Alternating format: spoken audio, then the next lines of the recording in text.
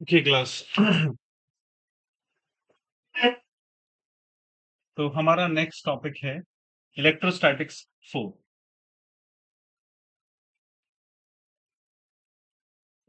Last time हम लोग discuss किए थे कि किसी की वजह से स्फेयर की वजह से कितनी इलेक्ट्रिक फील्ड होती है। तो उसी में दूसरा पार्ट आता है electric field. Electric field due to uniformly charged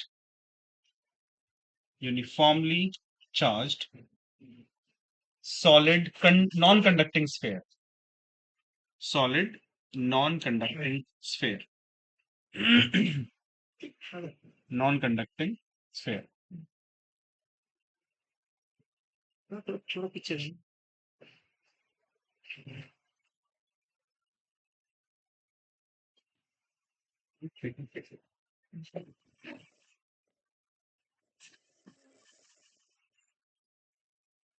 देखिए बच्चों, नॉन कंडक्टिंग को हम ऐसे डिफाइन करेंगे कि जब उसको चार्ज दिया जाएगा ना, तो वो चार्ज उसके अंदर सब जगह फैल जाएगा। मतलब चार्ज सरफेस पर भी होगा और चार्ज इनसाइड भी होगा।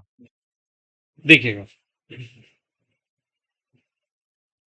तो मान लीजिए इस पर कुछ चार्ज है, से क्यू चार्ज है इसके पास।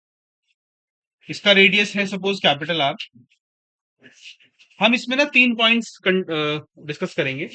एक पॉइंट जो बाहर है सरफेस के, एक सरफेस पर और एक इनसाइड। पहले बात कर लेते हैं आउटसाइड। आउटसाइड मतलब आप एक पॉइंट लीजिए यहाँ पर पी, और जो डिस्टेंस स्मॉल आर पर है, so R is greater than R. In this case अगर आपको इसका फील्ड निकालना है, जैसे हम लोग लास्ट टाइम गॉस लॉ इस्तेमाल किया था हम लोगों ने, ऐसे ही करना है। तो क्या करेंगे आप, ये तो रेडियस कैपिटल आर हुआ, यहाँ पे पॉइंट था पी स्मॉल आर डिस्टेंस पर। अब यहाँ पे गॉसियन सरफेस बना लीजिए, जो कैसा होगा, एक स्फेयर होगा। और ये समझिए कि इसका जो चार्ज है वो इसके सेंटर पर कॉन्सेंट्रेटेड है। तो इससे निकलने वाली फील्ड ऐसे जाएगी, है ना। मैंने इसका एक छोटा सा चार्ज, छोटा एरिया मान लिया यहाँ पे, और इसका जो एरिया वेक्टर है वो भी इस तरफ होगा, डी ए। कितना एंगल हुआ दोनों के बीच में? 0 डिग्री। ओके। अब ये सोचिए, अगर हम इस छोटे एरिया से गुजरने वाला फ्लक्स निकालें तो कितना आएगा? So electric flux through small area D A, क्या होना चाहिए वो flux? So that D phi E is equal to E dot B A, और we can write it as E D A cos 0। cos 0 की value 1। Now using Gauss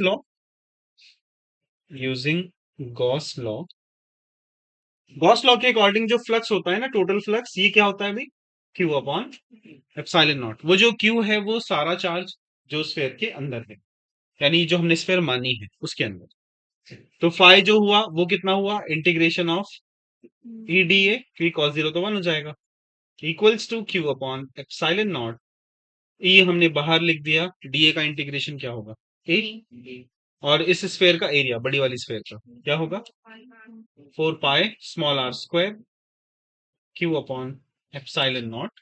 तो E का formula बन जाता है 1/4 pi epsilon naught q upon are square. ठीक है। तो बेसिकली ये इलेक्ट्रिक फील्ड आ गई कहां पर? आउटसाइड में। अगर हम बात करते हैं सरफेस पर, नियर द सरफेस, तो सरफेस पर आप देखेंगे स्मॉल आर और कैपिटल आर बराबर हो जाएंगे।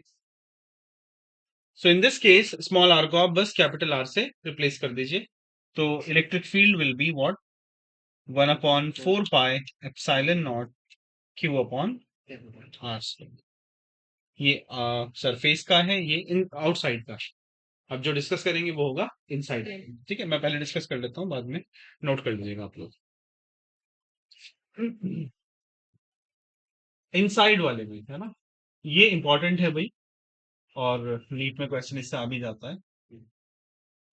इसमें समझिए सबसे पहले तो कि जहां पर फील्ड हम निकालना चाह रहे हैं वो पॉइंट है कहाँ।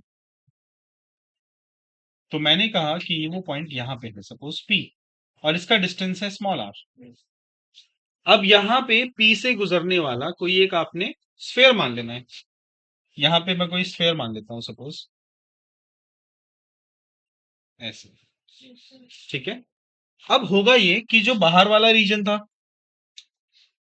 है ना, ये वाला, यहां तो चार्ज कुछ और है, यहां चार्ज कुछ और है, और टोटल चार्ज कुछ और है। मैंने कहा इस पर जो चार्ज था,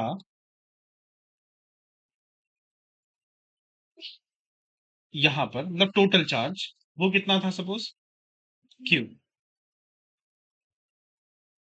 ये वाला चार्ज जो है ना क्यू, ये पूरी स्फेयर के ऊपर है, राइट।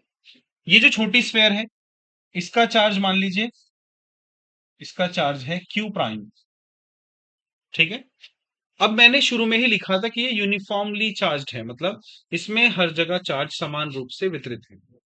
तो यानी इसके अंदर एक डेंसिटी वाला टर्म सेम रहना चाहिए। तो इसकी जो डेंसिटी होनी चाहिए वो क्या होनी चाहिए?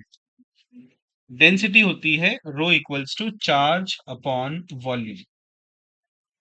तो चार्ज चाहे बड़ी बॉडी का हो चाहे छोटी बॉडी का हो, उसका वॉल्यूम के साथ रेशो हमेशा रो के बराबर रहेगा, जो कांस्टेंट होगा। तो यही किसके बराबर होना चाहिए? Q prime upon volume prime. V क्या है यहाँ पे? Volume of sphere. और वी प्राइम क्या है? Volume of smaller sphere.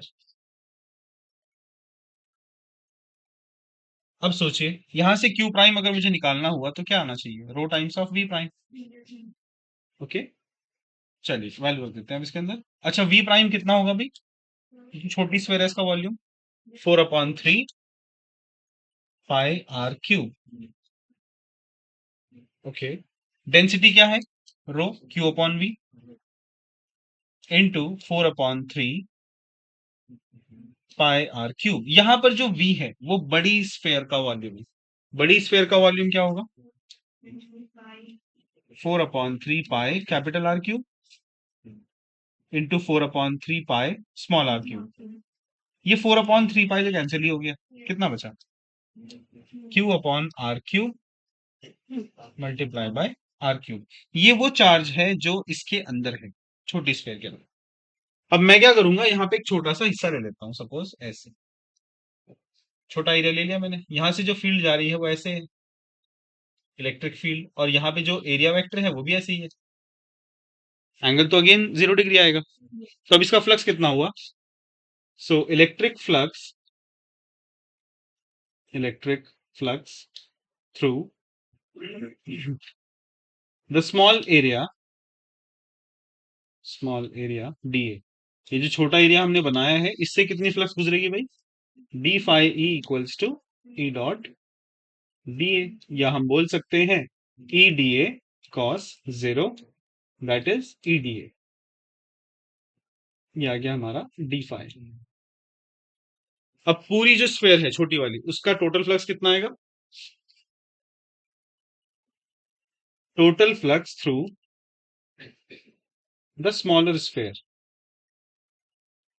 Through the smaller sphere. तो that will be the integration of D phi which is E D A, है ना। और वो होना कितना चाहिए भाई? Q upon epsilon naught. जो क्यू है वो कौन सा होना चाहिए? हाँ, मतलब Q prime upon epsilon naught. तो ई बाहर आ गया, डी ए का integration A equals to Q prime की value Q upon R cube into R cube upon epsilon naught. Area क्या होगा छोटी स्फेयर का?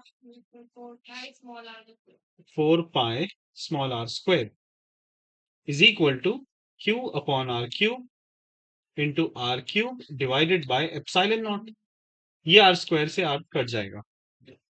तो अल्टीमेटली हमारे पास बचता है E equals to Q upon 4 pi epsilon naught R cube times small R.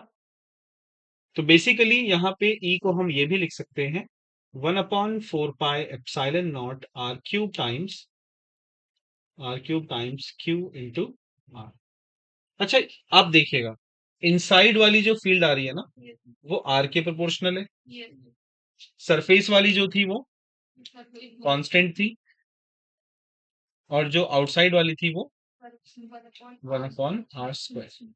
तो अगर मैं इसका ग्राफ बनाऊं तो ग्राफ कैसा आना चाहिए? पहले वो लीनियरली बढ़ रहा है, उसके बाद वो कांस्टेंट हो जाता है, और उसके बाद वो डिक्रीज करने लग जाता है। तो r इक्वल्स टू r पर मान लीजिए वैल्यू ये है इसकी, विच इज KQ/r²। तो यहां तक तो ग्राफ ऐसे हुआ, उसके बाद ये ग्राफ डिक्रीज करने लगा। यहाँ पे E प्रोपोर्शनल टू R है, और यहाँ E proportional to 1/r²। Right. तो ये तो मैंने एक स्पेशल केस लिया है जिसमें डेंसिटी यूनिफॉर्म है। क्वेश्चन जो जनरली आता है वो डेंसिटी वेरिएबल करके देता है, ठीक है, वो मैं आपको सिखा दूंगा अभी, आप लोग नोट करके। पीछे वाली स्लाइड पे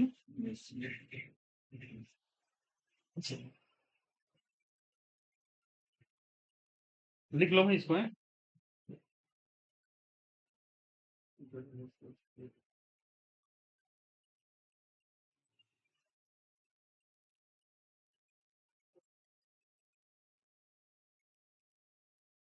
फोटो नहीं लिख लो, बस जितने टाइम बैठोगे उस टाइम लिख लोगे।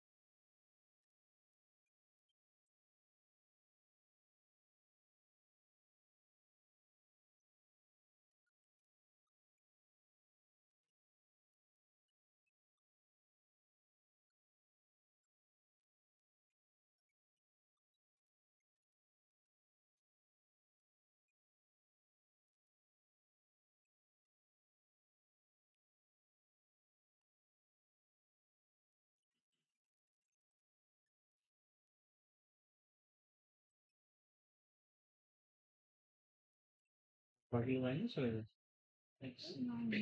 साइन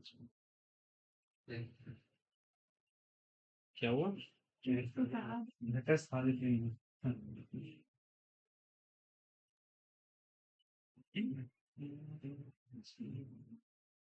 नाम तो लगते हैं।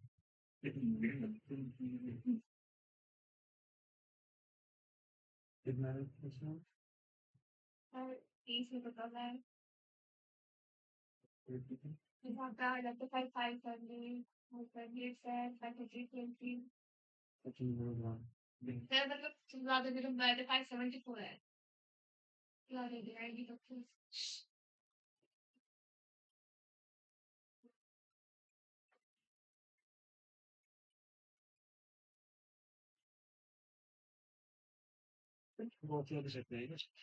ये गॉस लॉ का ही यूज कर रहे थे हम लोग। ये जो है ना स्टेटमेंट, ये वाला, ये गॉस लॉ कहलाता है। इसमें हमने गॉस लॉ भी यूज करा था। जब कभी इलेक्ट्रिक फील्ड निकालनी हो तो हम फ्लक्स का इस्तेमाल करते हैं।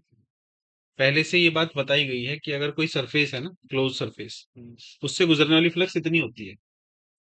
अब अगर ये चाहें तो कि उस फ्लक्स का कारण क्या है पीछे, फील्ड है इलेक्ट्रिक फील्ड, तो वो इलेक्ट्रिक फील्ड है कितनी, उसकी वैल्यू निकाली जाती है इससे।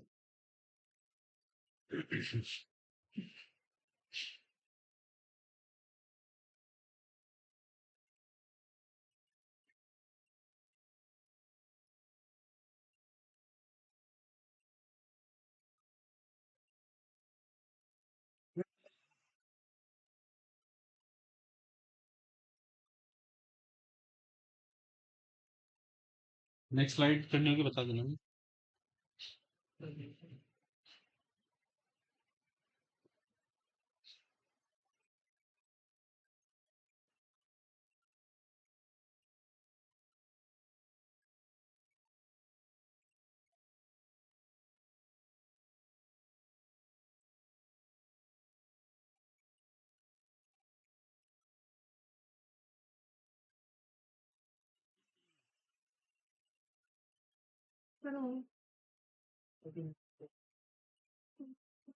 थोड़ा स्पीड से लिखो यार।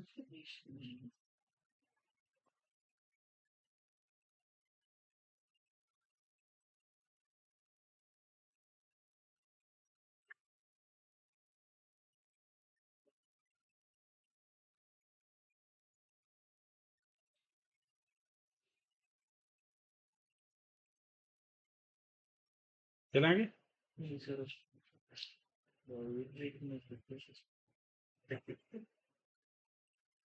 इसकी फोटो अपनी आंखों में ले लो।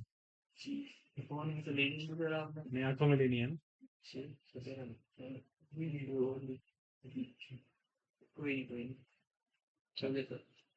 चलिए ये कीजिएगा इसके ऊपर। ये वाला इंपॉर्टेंट है, ठीक है, ये अपना में क्वेश्चन भी है ये।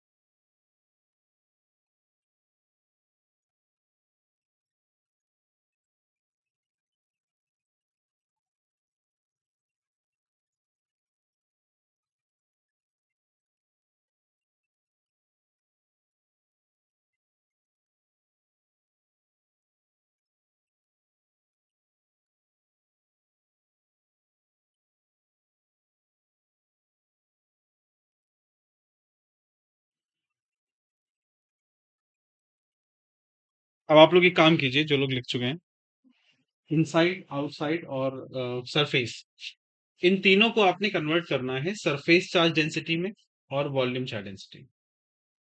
तीनों को सरफेस चार्ज डेंसिटी और वॉल्यूम चार्ज, तीनों में चेंज करके बताइए क्या आएगा।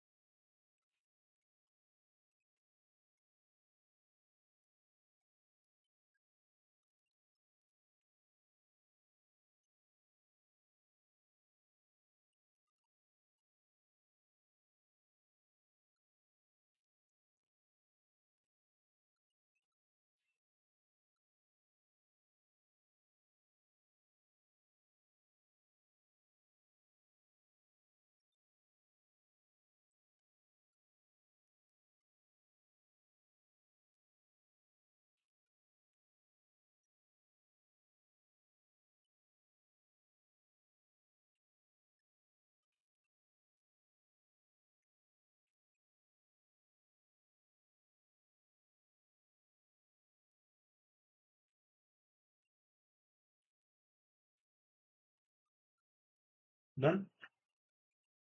क्या ये मतलब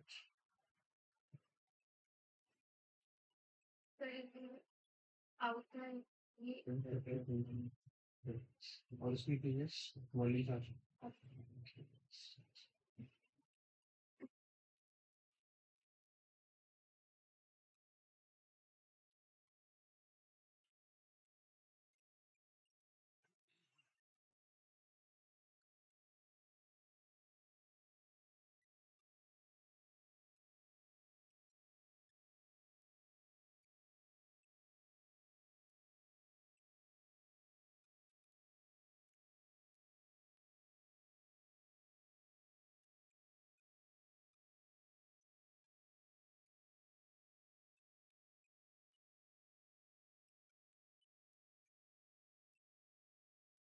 हो गया भाई।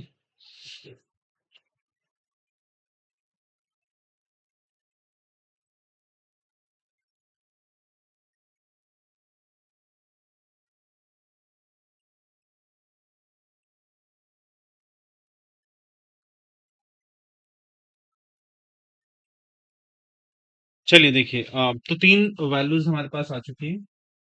इनसाइड वाला फॉर्मूला ये आया है Q upon 4 pi epsilon naught R cube into are.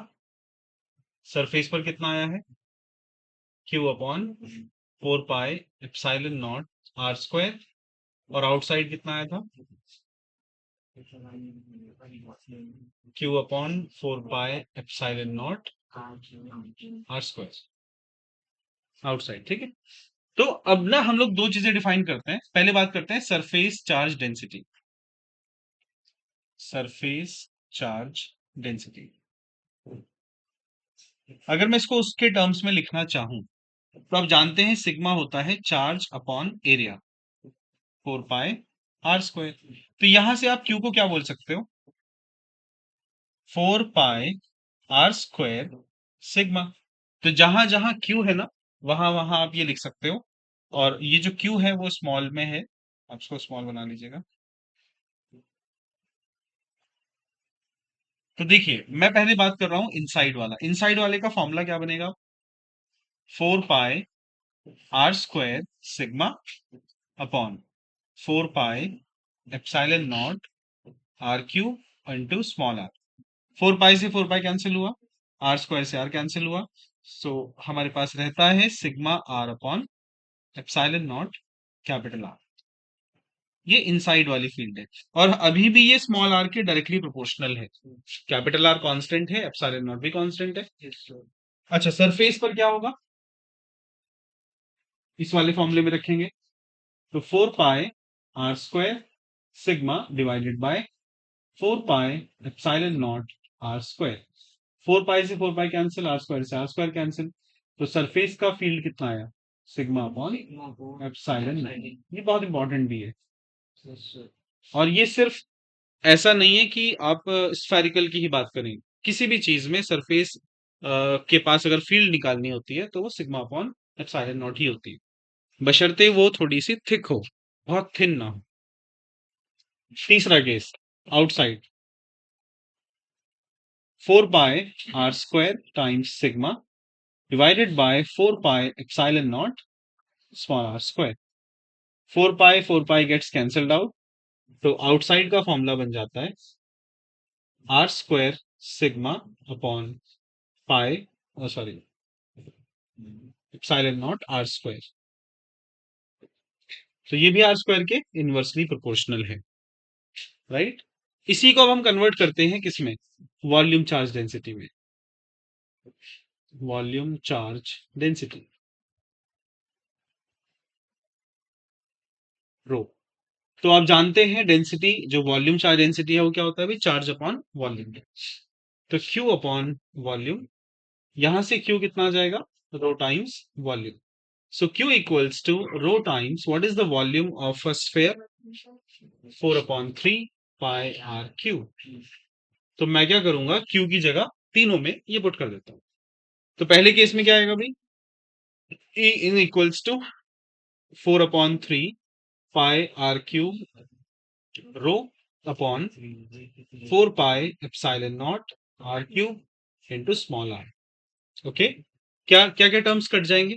4 कटेगा, पाई कटेगा, आर कटेगा।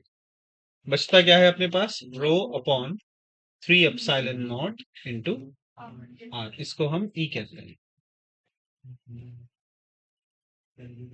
ओके, इसके अलावा ये इनसाइड वाला था। अब सरफेस पर भाई बातें मत कीजिए प्लीज।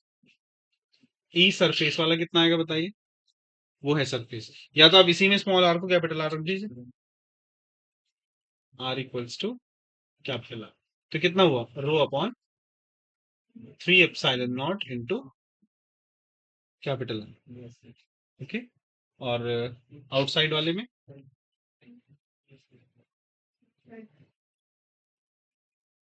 वो फॉर्मूला था 4/3 pi R cube rho upon 4 pi epsilon naught R square. 4 pi से 4 पाई कट गया, तो ये बचा हमारा rho R cube upon 3 epsilon naught R square. Okay, ठीक है भाई। तो ये हमारे पास इनसाइड आउटसाइड और सरफेस के फॉर्मूले इन टर्म्स ऑफ डेंसिटी भी आते। तो कई बार क्वेश्चन इसके टर्म्स में भी आ जाता है, वॉल्यूम चार्ज डेंसिटी में भी और सरफेस में भी। चलिए नोट कीजिएगा इनको जल्दी से।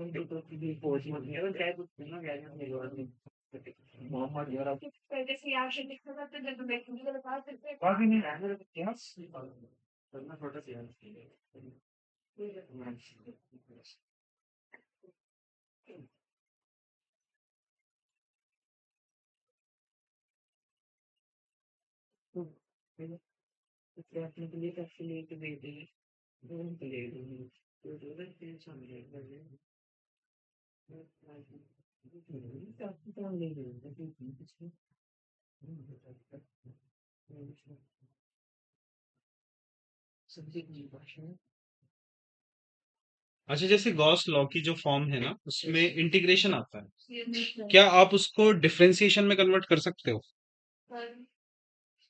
करके देखो।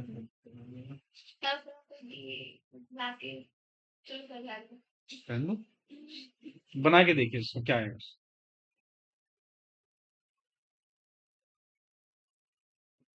ऐसे लिख लीजिएगा, differential form of Gauss law.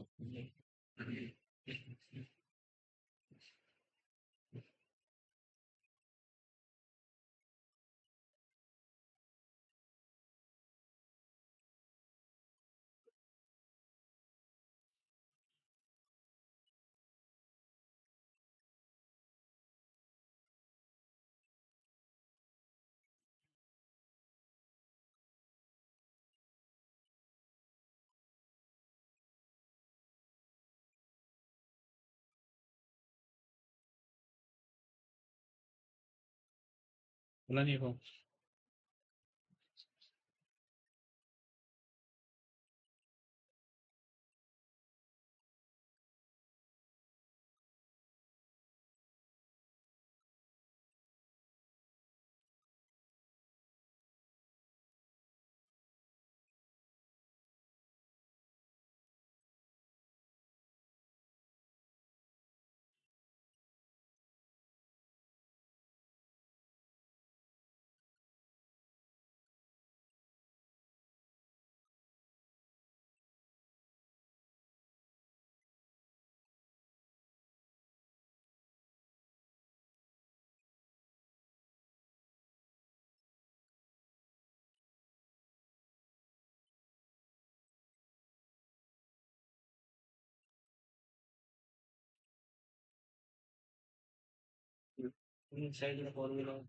हाँ जी।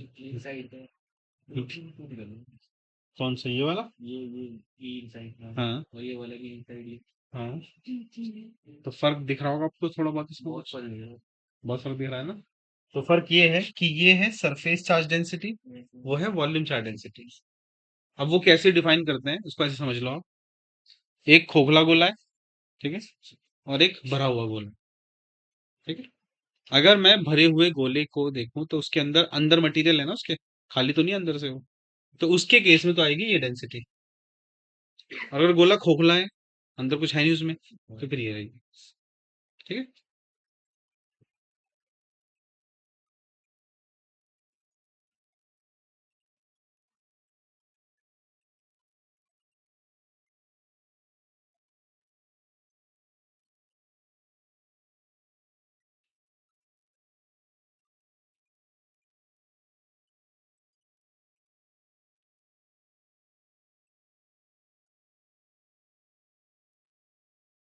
ओके, नेक्स्ट हेडिंग डाल लीजिएगा, differential form of Gauss law.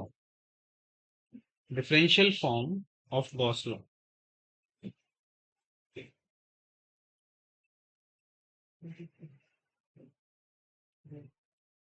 Differential form of Gauss law.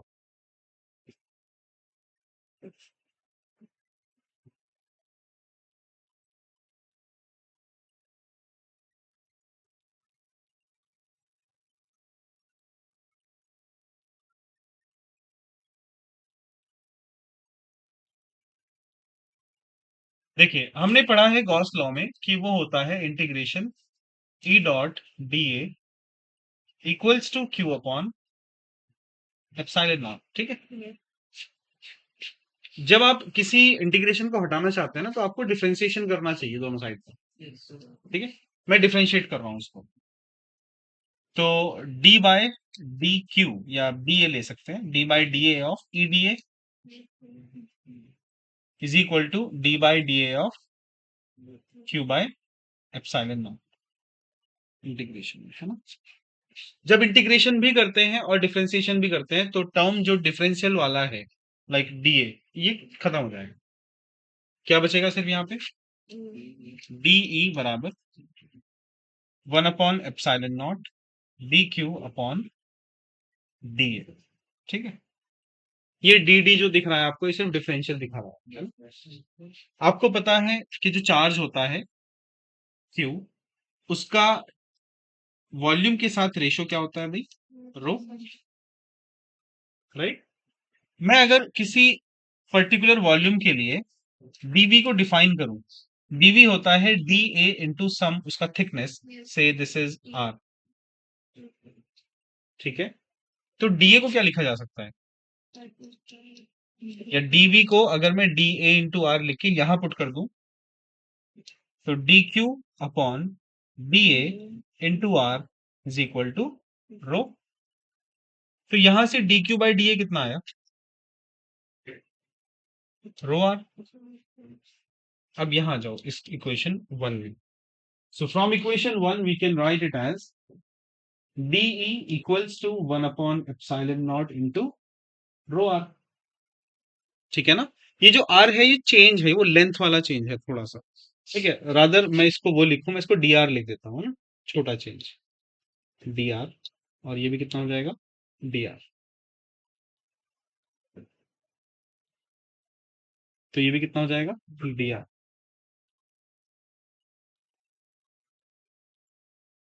तो ये वाला टर्म कुछ ऐसा बना, dE upon dr is equal to rho upon epsilon. This is called the differential form of Gauss law, ठीक है। अब इलेक्ट्रिक फील्ड तो एक वेक्टर क्वांटिटी है, ये तो किसी भी डायरेक्शन में हो सकती है। तो इन दैट केस इसको थोड़ा और प्रिसाइजली अगर हम लिखना चाहें, इसको हम लिख सकते हैं this, divergence of E equals to rho upon epsilon. But ये थोड़ी सी अलग बात, आगे की बात है। ये जो डाइवर्जेंस टर्म यहाँ पे आया है, इसका मतलब होता है partial derivative along the directions, ठीक है। तो इसको हम अपनी भाषा में ऐसे लिख सकते हैं, del E upon del X plus del E Y upon del Y plus del E Z upon del Z equals to rho upon epsilon. ठीक है, ये वाली चीज तो खैर नीट में नहीं पूछी जाती। हाँ, एक बारी को ये पूछा जा सकता है ना, ये सिंगल डिफरेंशियल है, ये मल्टीपल डिफरेंशियल इसके अंदर है।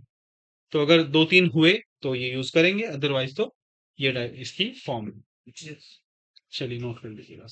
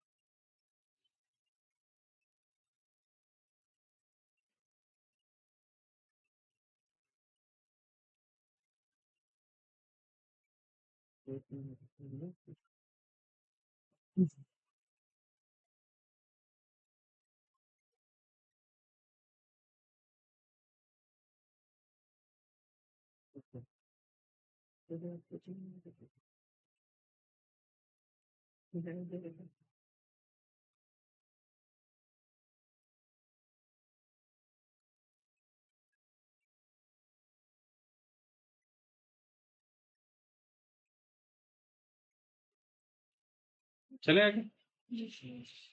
ओके, अब इसके ना एप्लीकेशंस देखिएगा। देखो क्वेश्चन है भाई, जेई मेन का सवाल है वैसे तो ये, लेकिन नीट लेवल का है, ठीक है, तो पॉसिबल है कि इधर भी आ सकता है। The density of a solid sphere, the density of a solid sphere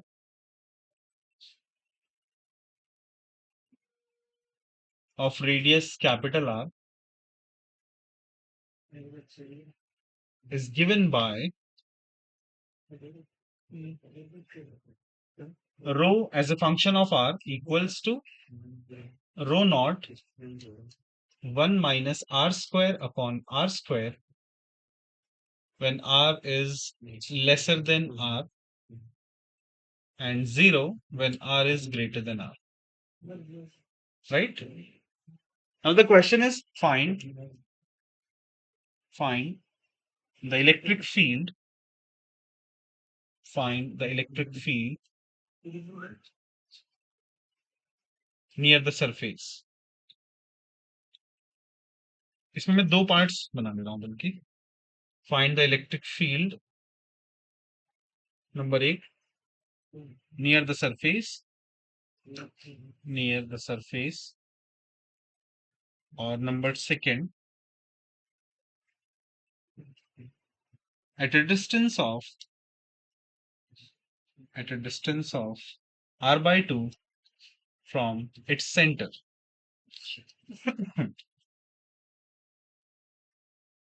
देखिए भाई, सवाल आया समझ पहले क्या है। एक स्फेयर है कोई, भाई इधर ध्यान दो। कोई स्फेयर है, उसकी डेंसिटी वो नहीं है जो हमने अभी तक लिखी है, ये कुछ और है डेंसिटी। अभी कह रहे हैं कि इसके अंदर चार्ज इस तरह से भरा हुआ है कि वो इसके अकॉर्डिंग चेंज हो रहा है। तो हमें बताना है कि इसके सरफेस पर फील्ड क्या होगी और इसके अंदर फील्ड क्या होगी। राइट, तो मैं क्या करूंगा, सबसे पहले पहले हम सरफेस की बात करते हैं। अच्छा, सरफेस पर जो फील्ड आएगी उसमें टोटल चार्ज काउंट होता है इनसाइड, है ना। तो मेरा मोटिव है इसके अंदर चार्ज कितना है वो कैलकुलेट कर लूं पहले। तो भाई ये काम करते हैं बच्चों, अब क्योंकि ये यूनिफॉर्म नहीं है ना, तो हम क्या करेंगे, इसके अंदर छोटी छोटी शेल्स मान लीजिए आप। ये छोटी छोटी शेल मान ली हमने इसमें, मतलब एक गोले के अंदर छोटे छोटे गोले मान लिए जो खोखले हैं। ठीक है, छोटा गोला है, फिर उसके बड़ा है, फिर उससे बड़ा है, फिर उससे बड़ा है। इसका जो रेडियस है वो से स्मॉल आर है, और इसकी जो थिकनेस है वो सपोज डी आर है। अब आप एक बात बताओ कि ये जो गोला हमने बनाया है शेल वाला, ये स्फेरिकल शेल है बेसिकली, स्फेरिकल शेल। तो इस शेल का वॉल्यूम क्या होगा? वॉल्यूम ऑफ शेल, शेल का वॉल्यूम होगा area into thickness, area into thickness which is D R. इसका एरिया क्या होगा भाई? 4 पाई आर स्क्वायर। तो 4 pi are square d r, ये इसका वॉल्यूम आ गया, राइट। आप जानते हैं डेंसिटी होती क्या है? D Q upon D V. तो डी क्यू कितना हुआ? रो टाइम्स ऑफ डीवी, और रो उसने दे रखा है हमें, rho not 1 - r square by r square into dv. Dv का वैल्यू कितना है भाई? 4 pi are square d r. ये हमारा चार्ज आ गया डी क्यू। मुझे चाहिए इसके अंदर टोटल चार्ज, मतलब सारा का सारा चार्ज कितना है। अब वो चार्ज कैसे आएगा? इसको इंटीग्रेट करने पे आएगा। So the total charge inside the sphere, total charge inside the sphere, so that charge is nothing but the integration from 0 से r। भाई ये जो शेल आपने बनाई है, पहली शेल कहाँ होगी? सेंटर पे। फिर लास्ट वाली शेल कहाँ होगी? आर पर, कैपिटल आर डिस्टेंस पर। तो 0 से आर, और ये जो टर्म लिखे हुए हैं सारे, 4 पाई रो नॉट इंटू, ये आर स्क्वायर को मैं अंदर मल्टीप्लाई कर रहा हूं, तो R square minus R4 upon are square into D R. यहाँ पे वेरिएबल कौन है? स्मॉल आर या कैपिटल आर? Small R. बाकी जो टर्म्स हैं उसको बाहर लिख लेते हैं, ये वाले टर्म्स बाहर आ जाएंगे। सो 4 पाई रो नॉट इंटू, इसका इंटीग्रेशन क्या होगा? R³ अपॉन 3 माइनस इसका क्या होगा? R5/5 आर स्क्वायर, और लिमिट फ्रॉम 0 से कैपिटल। तो कैपिटल आर रख दो उसके अंदर। अब ये बना 4 pi rho naught R³ 3/3 minus R⁵5/5 R square. Lower limit रखेंगे 0 तो 0 हो जाएगा पूरा टर्म। आगे सॉल्व करते हैं। तो 4 पाई रो नॉट, ये आर स्क्वायर से कट गया, R³ बचा ऊपर है ना, R³ कॉमन आ जाएगा क्या? चलिए इसे कॉमन लिया, अंदर क्या बचा? 1/3 माइनस 1/5, कितना हुआ? 5 - 3 2, 2/15, 2 × 8, 8/15 पाई रो नॉट R³। ये तो आया है चार्ज, ठीक है जी। अब हमें लगाना क्या है इसके अंदर? गॉस लॉ, ठीक है। गॉस लॉ क्या था अभी? Phi equals to integration E dot D A is equal to Q upon epsilon, right. Q आप निकाल चुके हो, डी ए का मतलब एरिया 4 पाई आर स्क्वायर, और ई निकल जाएगा, ठीक है। चलिए नोट कर लीजिए इसको। इंटीग्रेशन जो होता है भाई, उसमें जो नंबर लिखा हुआ है वेरिएबल, है ना, जैसे यहाँ पे आर की पावर 3 था या 2 था, यहाँ पे इंटीग्रेशन में एक पावर बढ़ जाती है। अगर मैं x की पावर 5 लिखूं तो इसका इंटीग्रेशन क्या होगा? x की पावर 6/6, ठीक है, ऐसे किया।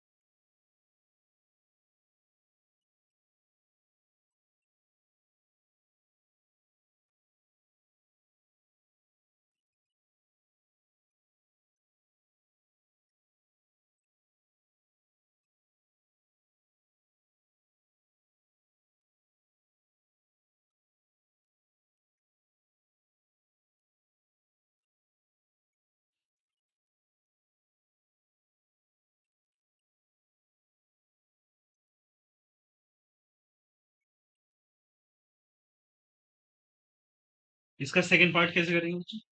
पहले से 0 से लेके r/2 तक इंटीग्रेट करके वो उसी गॉस लॉ लगा के। बस इंटीग्रेशन 0 से r/2 हो जाएगा उसके।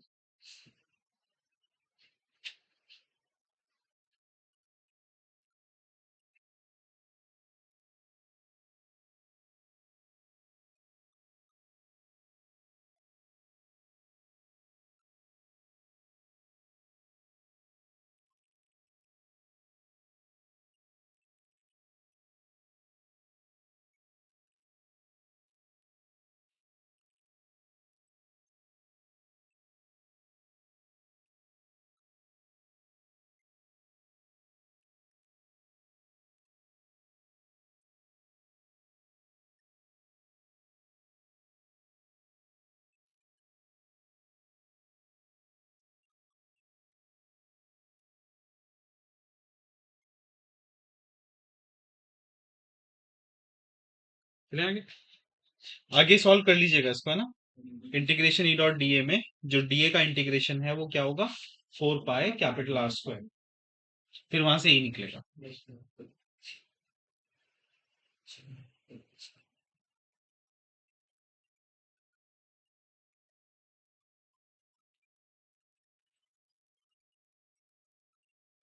तो भाई ये इलेक्ट्रिक फील्ड वाला पार्ट कंप्लीट हो जाता है गॉस लॉ के कारण से, ठीक है। अब हम लोग बात करेंगे भाई इलेक्ट्रिक डाइपोल की। इलेक्ट्रिक डाइपोल क्या होता है? डाइपोल नाम से समझ में आ रहा होगा, डाइपोल जिसमें दो पोल होते हैं, ठीक है ना। तो मान लीजिए ये कोई स्टिक है और इसमें दो चार्जेस में लगा दूं, एक चार्ज यहाँ पे चिपका देता हूँ, एक चार्ज यहाँ पे चिपका देता हूँ, तो ये जो सिस्टम है वो क्या बन गया, एक डाइपोल, ठीक है। तो लेकिन जो डाइपोल जनरली हम इलेक्ट्रिक फील्ड वाला पढ़ते हैं उसको ऐसा कुछ मान लेंगे कि ये जो डिस्टेंस है ना ये बहुत छोटी है।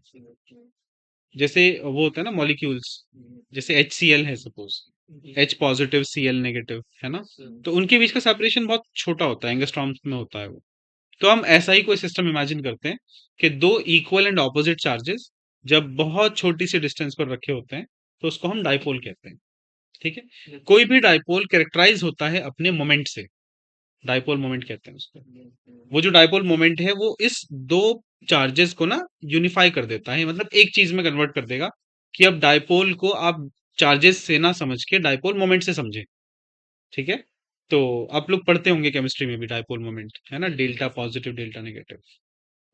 वो जो डाइपोल मोमेंट है उसको हम ऐसे डिफाइन करेंगे कि वो इन दोनों में से कोई एक चार्ज और इसका जो सेपरेशन था उसका प्रोडक्ट, चार्ज और डिस्टेंस का product as a single entity, उसको हम बोलेंगे डाइपोल मोमेंट, राइट। तो अगर आपके पास दो डाइपोल रखे हुए हैं उनके बीच में फोर्स निकाल सकते हैं, एक डाइपोल की वजह से कहीं पर फील्ड निकाल सकते हैं, पोटेंशियल निकाल सकते हैं, वो सारी बातें, राइट। तो नेक्स्ट टॉपिक पढ़ते हैं हम लोग, इलेक्ट्रिक डाइपोल।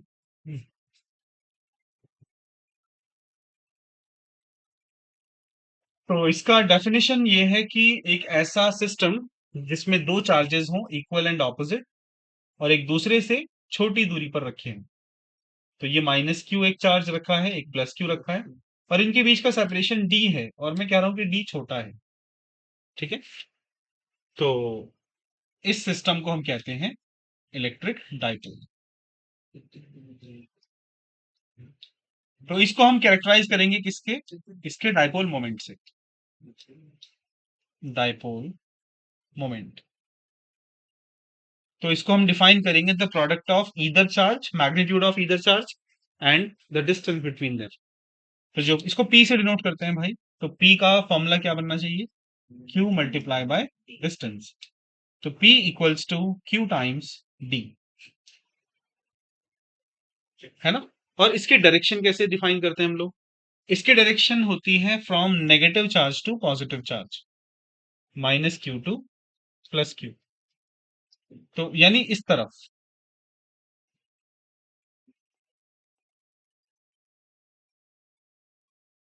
ठीक है। इसको अगर आप लिखना चाहते हैं वेक्टर में तो आप लिख सकते हैं इन वेक्टर फॉर्म, ये एक वेक्टर क्वांटिटी है, ठीक है। तो P equals to Q times vector D, मतलब जो डायरेक्शन डिस्प्लेसमेंट की है वही डायरेक्शन P की है। इसके अलावा कई बार ऐसा भी हो जाएगा कि आप ये जो डिस्टेंस था इसको कुछ मान लेते हो, लेट P जो D है आपका वो 12 मान लेते हैं उसको, 12 इसलिए कि आप डायपोल के दो बराबर हिस्से कर पाए। मान लीजिए पॉइंट ओ मान लिया आपने, ये माइनस क्यू, ये प्लस क्यू, और ये जो टोटल डिस्टेंस था इसको ना दो पार्ट्स में डिवाइड कर दिया हमने, एल और एल, राइट। तो अभी क्या बनेगा इसका dipole moment?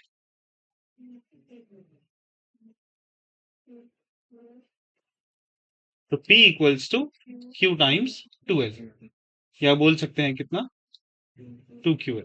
This is your dipole moment P। इसका यूनिट क्या होगा बच्चों? Coulomb metre.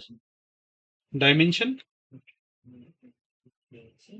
कूलम का क्या होता है 80, और मीटर का L, तो LTA, राइट। अच्छा, अब इस डायपोल की वजह से हम लोग किसी पॉइंट पर फील्ड निकालना चाहते हैं। सो इलेक्ट्रिक फील्ड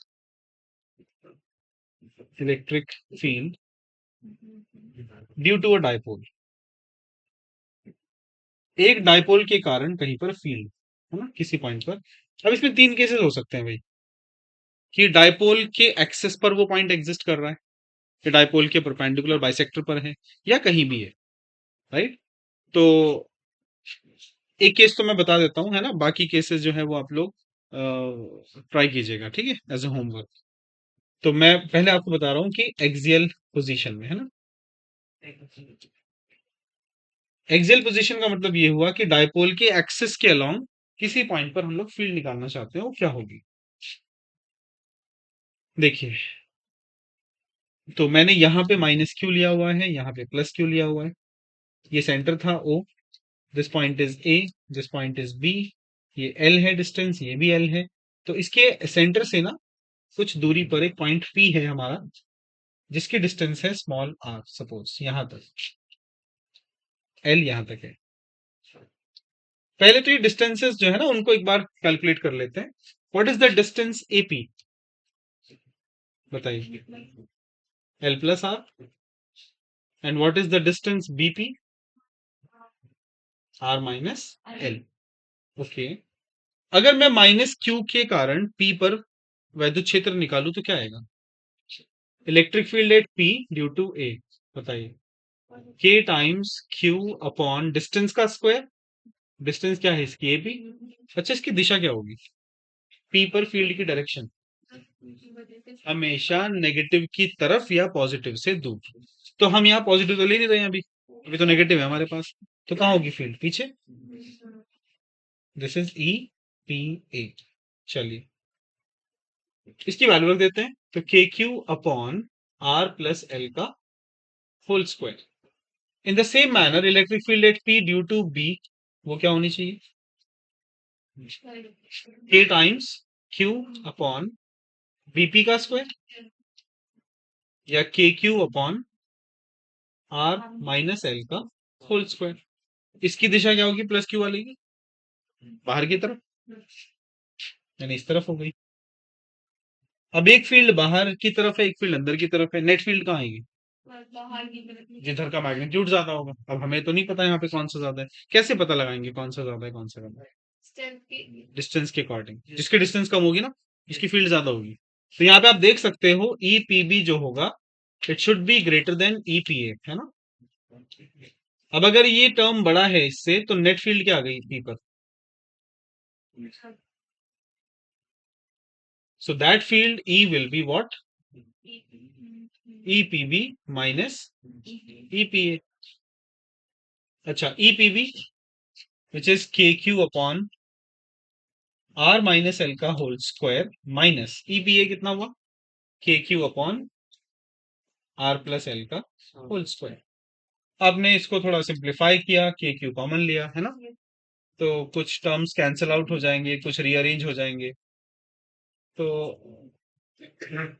ये आप लोग आगे सॉल्व कर सकते हैं, इसको ना एलसीएम लेके क्रॉस मल्टीप्लाई करना है, फिर एक रिजल्ट आएगा, उस रिजल्ट को आपको याद रखना है। तो मैं कुछ स्टेप्स स्किप कर रहा हूँ, आप लोग उनको ट्राई कर सकते हैं, कैलकुलेशन वाला पार्ट है। तो ये सॉल्व करने के बाद आता है K टाइम्स 2P अपॉन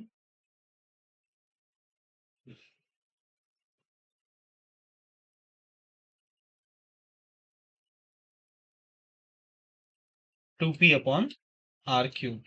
और यहाँ पे ये माना गया है कि जो L है ना वो R स्क्वायर से बहुत छोटा है, इनफैक्ट नेग्लिजिबल है।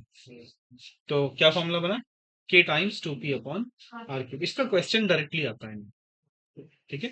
तो इसकी फील्ड आप लोग याद रखिएगा, एक्सिस पर ये इसका फॉर्मूला है, के times 2p upon R cube, ठीक है।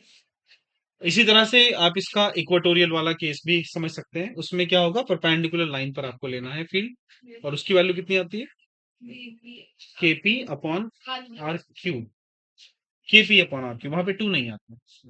तो क्या निष्कर्ष निकाल सकते हैं आप इससे, कि जो एक्सेस वाला पॉइंट है वहां पर फील्ड इक्वेटोरियल से दुगनी होती है, ठीक है। चलो नोट कर लो पहले।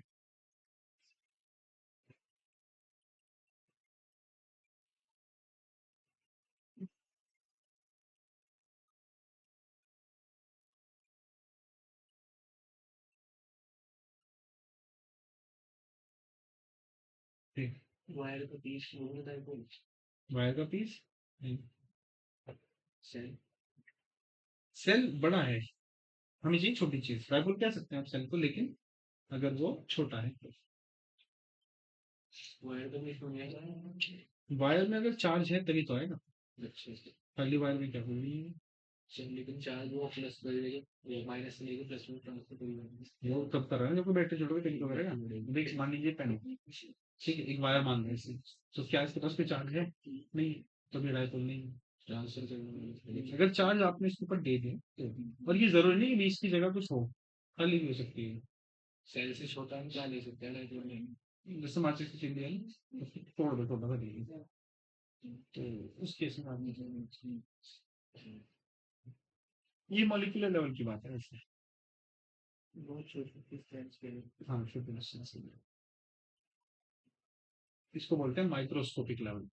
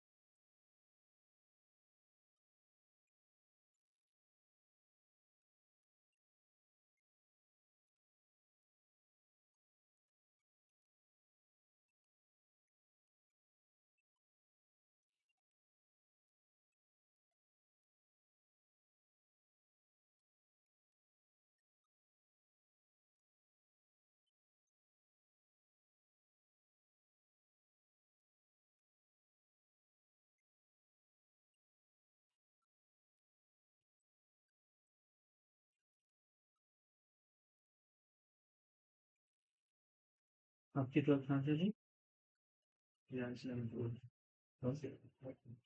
पहले तो अपने से क्या था, तो बताओ, तेईस चौबीस, सुहेल के साथ कैसे हैं?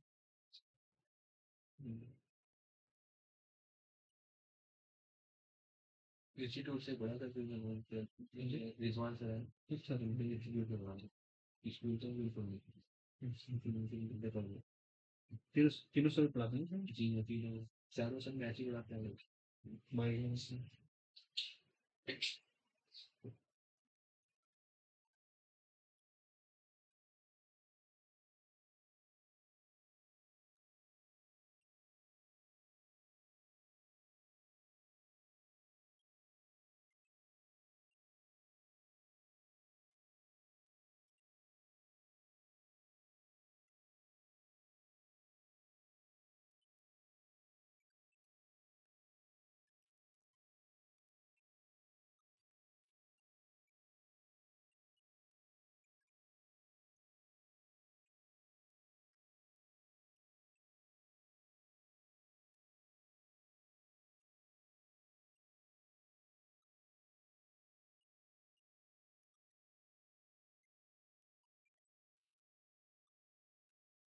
तो भाई ये कैलकुलेशन वाला पार्ट जो मैंने छोड़ दिया है, इसको कर लीजिएगा आप लोग, है ना।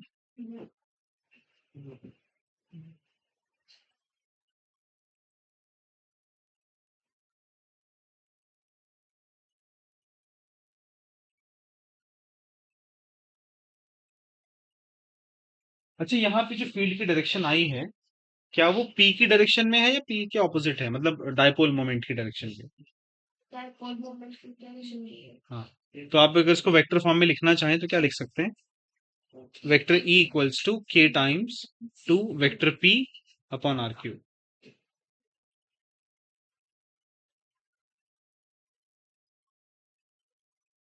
2024 में इसका क्वेश्चन था नहीं, और क्वेश्चन बस इतना था कि एक्सिस पर फील्ड कितनी है और इक्वेटर पर कितनी है, एसर्शन रीजन में था।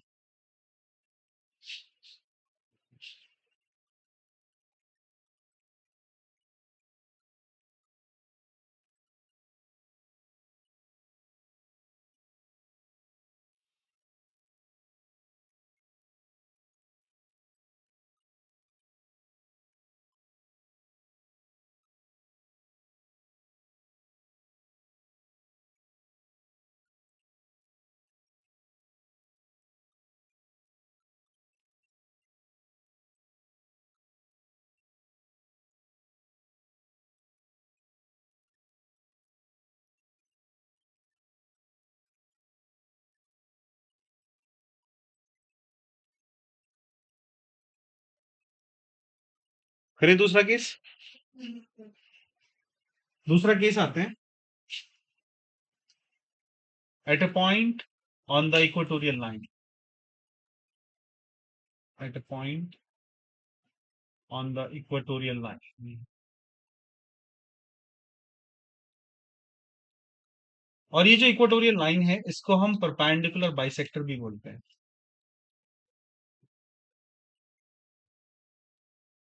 देखिए भाई, यहाँ पे हमने डायपोल मान लिया,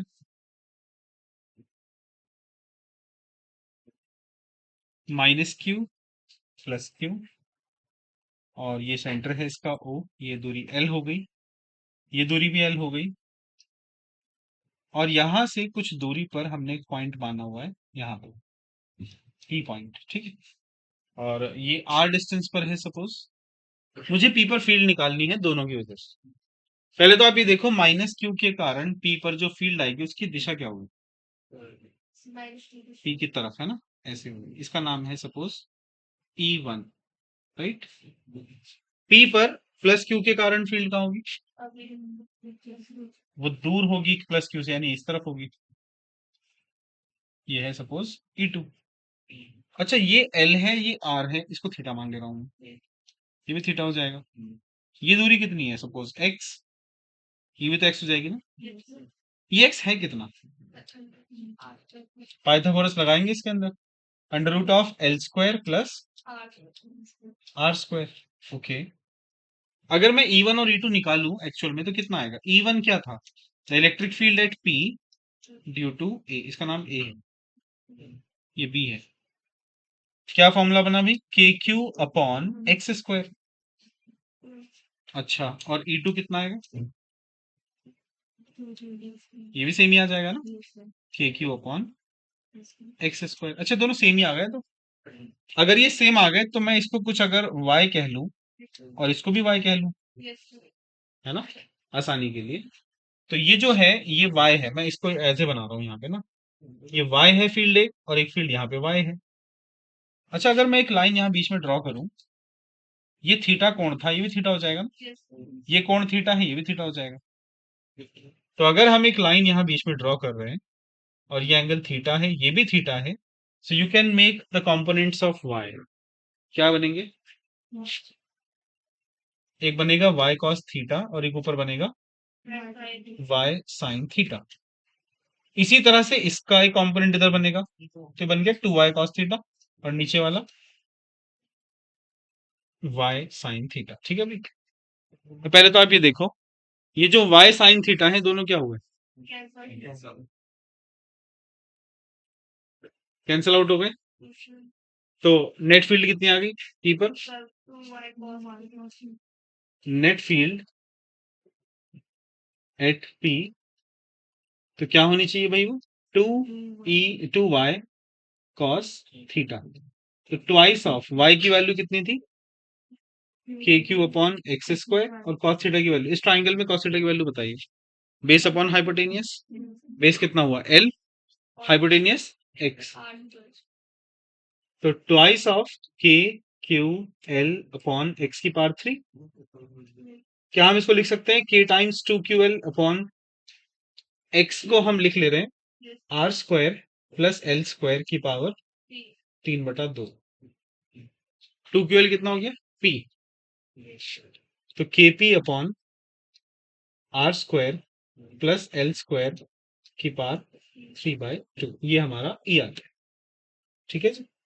अब आप समझ सकते हैं कि जो एल है ना वो आर के मुकाबले में बहुत छोटा होगा। मान लीजिए इसको, let L is very very less than R, then L square will be much smaller than R square, तो एल स्क्वायर इज नेग्लेक्टेड, इसको छोड़ देते हैं।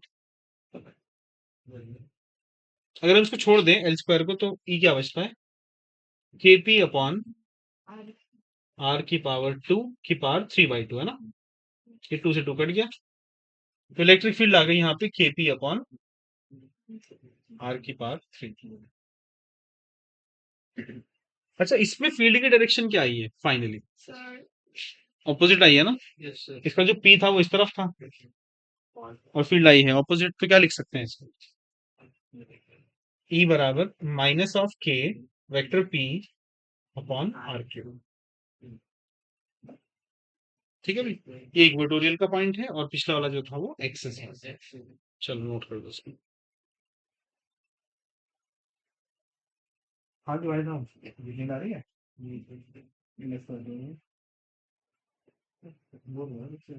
नहीं सर, 5 बजे तक पढ़ोगे ही सर आप। 5 बजे नहीं।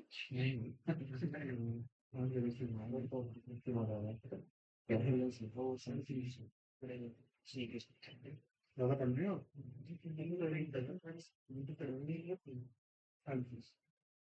डेढ़ घंटा करना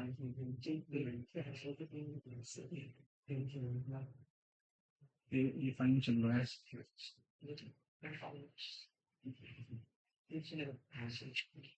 अभी 1 घंटा तो तीन दिन, ये ही हुआ।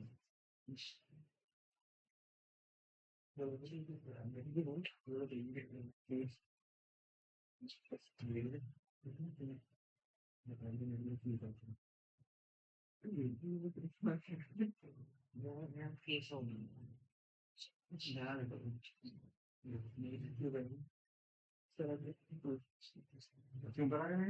यही नहीं लगी थी। डिजाइन में कॉलेज में 3 महीने तक थोड़ा सही करो।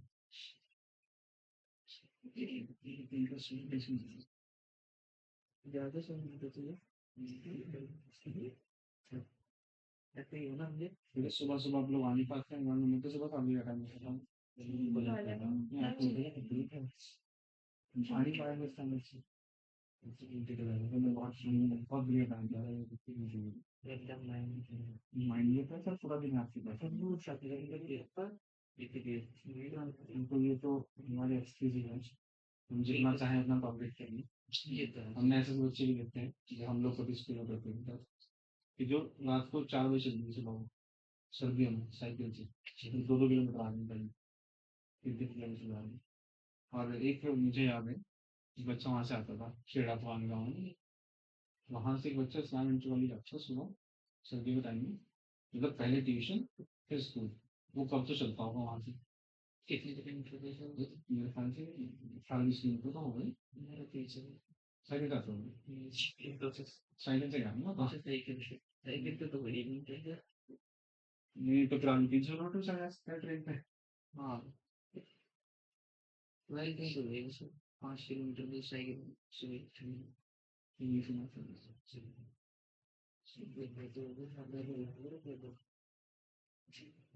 हम हमारा जो कोचिंग में सुबह 7:30 को मैथ लाते हैं, हम से लेके दोपहर 2 बजे पौने देते थे। सुबह में अच्छी नहीं आ जाए, अभी भी नहीं आ रहा है टाइम क्लियर करो, फायदा तो है निश्चित हो जाएगा। जो आ रहे हैं वो भाग जाए तो इसका मतलब जल्दी रख लीजिए, सब लोग खाने सीखते सोचना तब तो जा रहे हैं एक दिन का नाम इन्वॉल्व है उनके लिए कितने जगह। हाँ भाई हो गया। अच्छा, ये दोनों केसेस हुए एक्सेस और इक्वेटर वाला, है ना। अब एक जनरल केस और पढ़ते हैं। जनरल केस मतलब कहीं भी, एक्सिस पर और इक्वेटर के अलावा।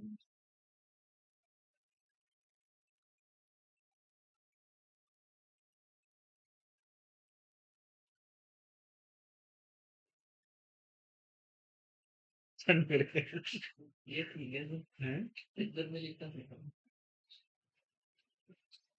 चलिए थर्ड केस देखिएगा। एट जनरल पॉइंट,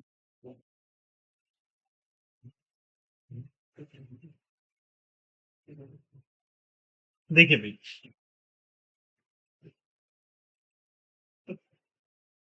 ये माइनस क्यू चार्ज, ये plus Q charge,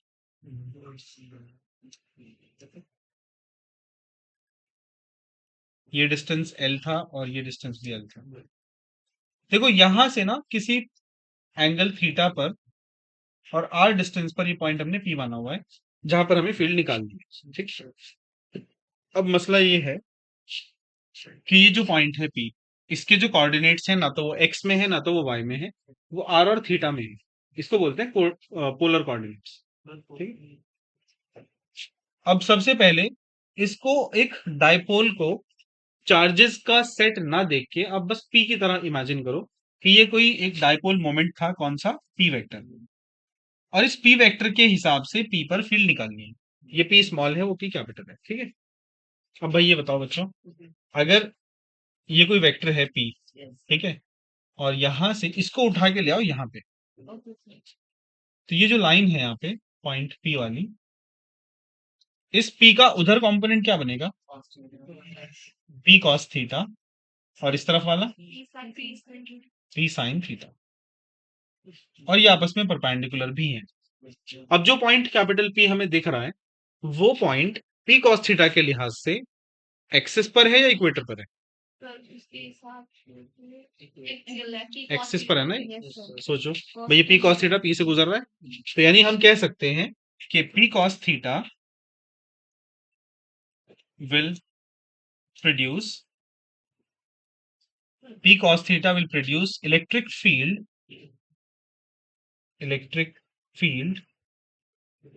at p whose magnitude is whose magnitude is हाँ जी, उसका नाम हमने E1 रखा सपोज। ठीक है, क्या आना चाहिए वो, k times 2p cos theta upon R cube, k times 2p upon R cube था ना। बस यहाँ पे p की जगह क्या है, p cos थीटा। जो p sin थीटा वाला पार्ट है उसके हिसाब से p कहाँ है, इक्वेटोरियल लाइन पर। तो हम कह सकते हैं p sin theta will produce electric field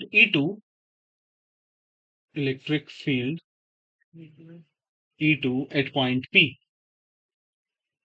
which is identical to equatorial line, है ना, इक्वेटोरियल लाइन। तो इसका इसका वैल्यू कितना आएगा भाई, क्या होता था इक्वेटर वाले फॉर्मूले में, के पी अपॉन आर क्यूब, तो K times P sine theta upon R cube. अब ये सोचो कि जो पॉइंट पी था इस पर पी कॉस थीटा के कारण से जो फील्ड आई थी वो तो इस डायरेक्शन में थी, और जो ये था इसके लिए ऑपोजिट थी, इस तरफ। अब E1 और E2 का परिणामी बीच में से आएगा ऐसे, और ये मान लीजिए कोण फाई बना रहा है। ठीक है, तो हमारा मोटिव है एक तो E निकालना और एक फाई निकालना। सबसे पहले बात करते हैं कि पी पर नेट फील्ड क्या आएगी, नेट फील्ड एट पी। तो वो जो फील्ड आएगी E बराबर क्या होता है भाई formula, under root of E1 square plus E2 square और the square root of E1 का स्क्वायर, इसका स्क्वायर करेंगे तो कितना आएगा, 4k square P square cos square theta upon R की पावर 6 प्लस इसका स्क्वायर करेंगे तो k square P square sine square theta upon R की पावर 6। क्या कॉमन है दोनों में, एक तो k स्क्वायर, एक पी स्क्वायर, एक आर की पावर 6। के स्क्वायर का के बाहर आएगा, पी बाहर आएगा, और आर की पावर 3 बाहर आएगा, under root of 4 cos square theta plus sine square theta. अच्छा, sine square theta 1 minus cos square theta भी तो होता है।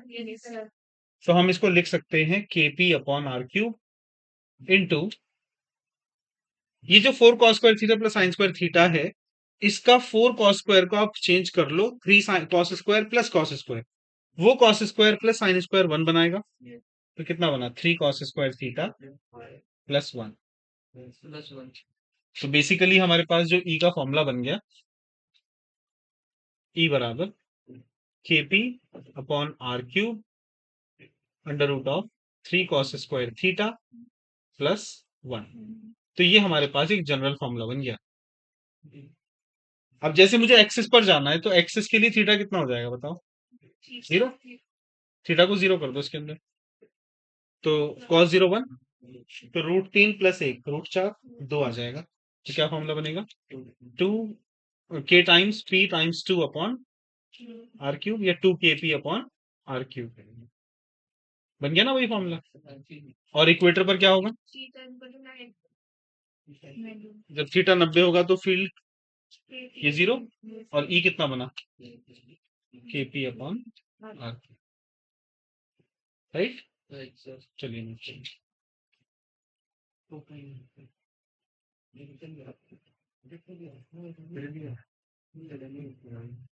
क्या हो गया भाई।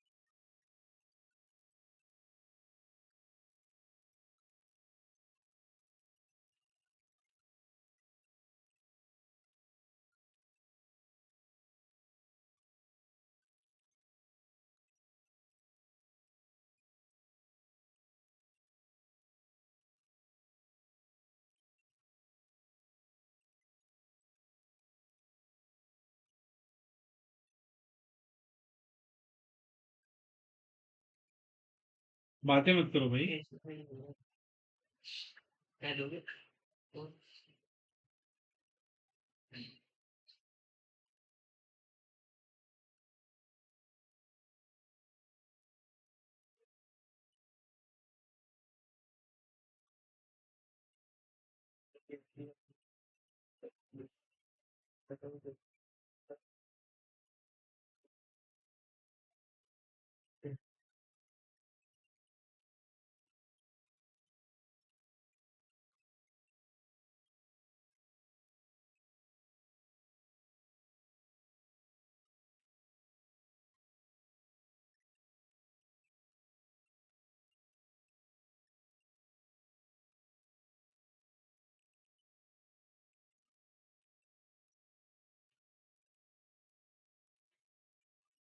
ठीक है भाई,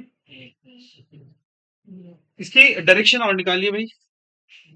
10 फाइव निकालो इसके अंदर, 10 फाइव, 10 फाइव होगा E2 अपॉन E1। देखो क्या आएगा सॉल्व कीजिए।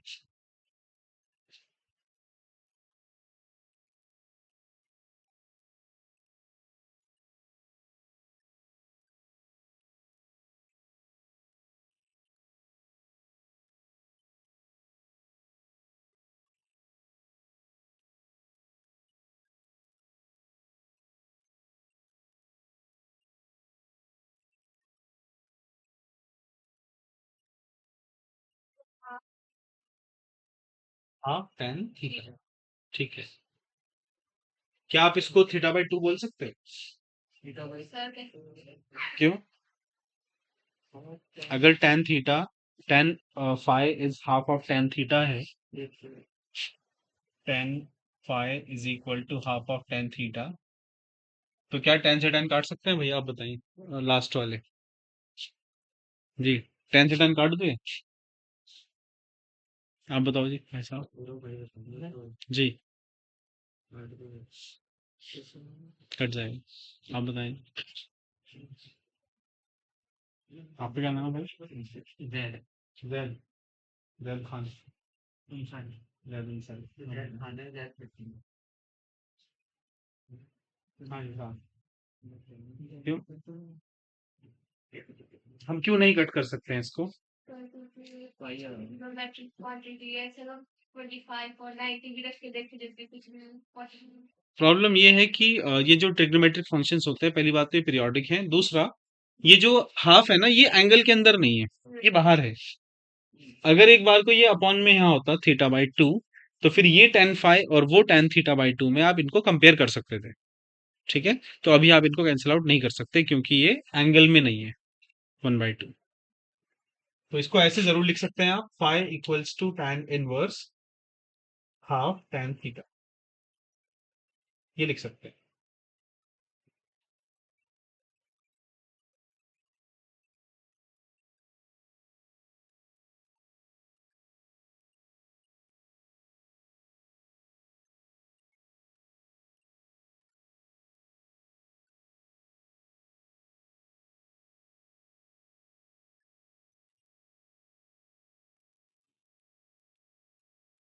चलिए इसके बाद आगे चलते हैं। Dipole in an external electric field, electric dipole in an external electric field.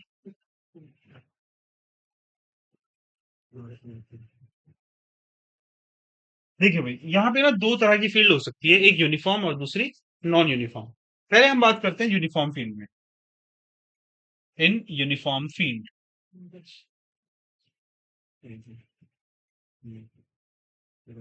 मान लीजिए ये कोई इलेक्ट्रिक फील्ड है और यहाँ पे एक डाइपोल हमने रख दिया, इसको कुछ एंगल बनाते हुए रख दिया, सपोज माइनस क्यू और ये प्लस क्यू। ये एंगल थीटा है, ये ए है और ये बी है, और यहाँ पर जो फील्ड की डायरेक्शन है ना वो इस तरह से है। तो इस पर एक फोर्स लेगा ना, कितना? Q E. और इस पर एक फोर्स लेगा पीछे, क्यू ई।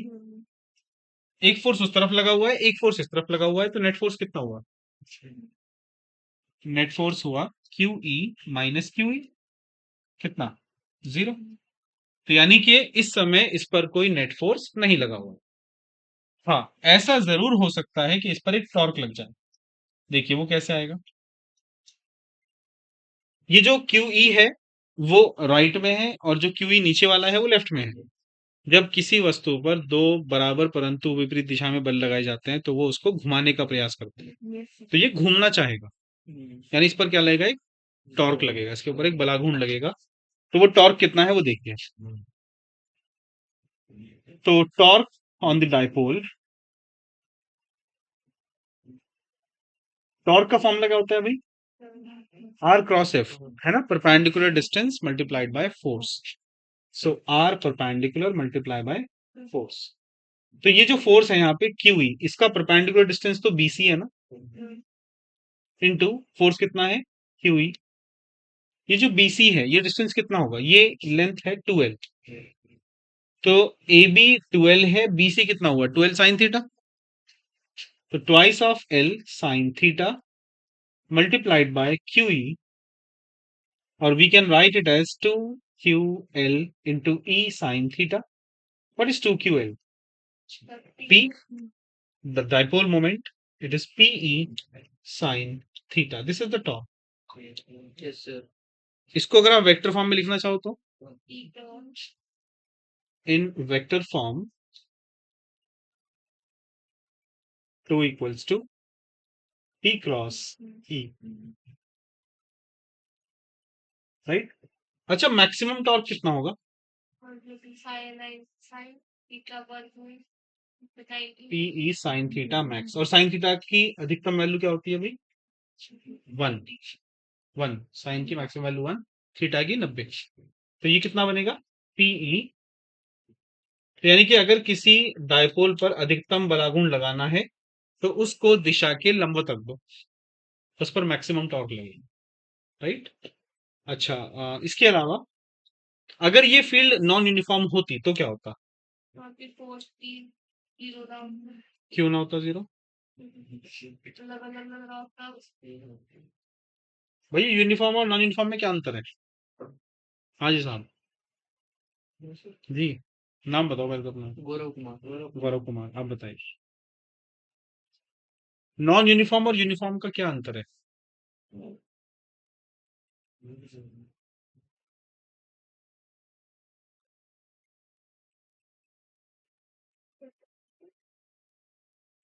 एक होता है एक समान, एक होता है असमान। ठीक है, ये से फर्श है भी, एक समान है या असमान है? एक समान है। और कहीं पे उबड़ खाबड़ हुआ रास्ता तो असमान है। तो यहाँ पे क्या मतलब होगा? मतलब ऐसी फील्ड जो बदल रही हो। मान लो एक फील्ड हमने ऐसी बना दी, ऐसे कुछ बना दिया, एक ऐसे बना दिया, है ना, एक ऐसे बना दिया, तो ये क्या है? Non uniform. अगर आप इसके अंदर एक डायपोल रख दोगे तो यहाँ की फील्ड कुछ है, यहाँ की फील्ड कुछ और है, तो इस पर नेट फोर्स तो जीरो नहीं हुआ। इसका मतलब इस पर फोर्स भी लगेगा और इस पर टॉर्क भी लगेगा। ठीक है जी। तो ऐसा हो सकता है कि अगर मान लीजिए फील्ड आगे जाने वाली है, इस पर टॉर्क भी है, फोर्स भी है, तो हो सकता है घूमते हुए आगे चली जाए। मान लिया पेन पेन ऐसे फेंकू मैं, तो ये घूमता हुआ आगे जाए। समझ रहे हो ना? तो ऐसा हो सकता है, डायपोल ये घूमता हुआ आगे चला जाए, वो जहां भी फील्ड इसको लेके जाएगी जा सकता है। तो इस केस में इस पर टॉर्क नॉन जीरो होगा और फोर्स भी नॉन जीरो होगा। ये क्वेश्चन नीट में आया हुआ है कि एक डायपोल जब किसी यूनिफॉर्म फील्ड में रहेगा तो क्या क्या लगेगा उस पर?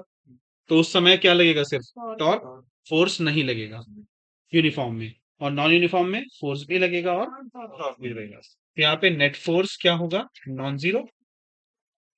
और नेट टॉर्क भी क्या होगा? Non zero. इसमें क्या था? नेट फोर्स जीरो और नेट टॉर्क नॉन जीरो। ठीक है, चलो नोट कर लो इसको। ठीक है।